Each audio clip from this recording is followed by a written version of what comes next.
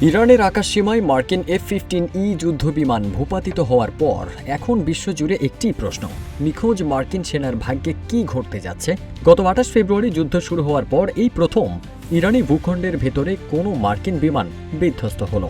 বর্তমানে নিখোঁজ সেই সেনাকে খুঁজে পেতে মার্কিন কমান্ডো এবং পুরস্কারের আশায় থাকা ইরানি সাধারণ মানুষের মধ্যে চলছে প্রতিযোগিতা। যদিও ওই সেনা ইরানের হাতে ধরা পড়েন, তবে ইতিহাসের পুনরাবৃত্তি ঘটার আশঙ্কা রয়েছে। অতীতেও একাধিকবার মার্কিন সেনারা ইরানের হাতে বন্দী হয়ে চরম অপমানের শিকার হয়েছিলেন। ইরানি বিপ্লবের পর 1979 সালের 4 নভেম্বর তেহরানে মার্কিন দূতাবাসে ঢুকে পড়ে একদল বিক্ষোভকারী ছাত্র। তারা 66 জন মার্কিন কূটনীতিক ও মেরিন গার্ডকে জিম্মি করে। এদের মধ্যে 52 জনকে দীর্ঘ 444 দিন আটকে রাখা হয়েছিল। 1981 সালে প্রেসিডেন্ট রোনাল্ড রিগানের শপথ গ্রহণের মাত্র কয়েক ঘন্টা আগে তারা মুক্তি পান। এটি ছিল আধুনিক ইতিহাসে যুক্তরাষ্ট্রের জন্য সবচেয়ে বড় কূটনৈতিক পরাজয়। 2016 সালের 12 জানুয়ারি কুয়েত থেকে বাহরাইনে যাওয়ার পথে মার্কিন নৌবাহিনীর দুটি ছোট কমান্ড বোট ভুল করে ইরানের জলসীমায় ঢুকে পড়ে।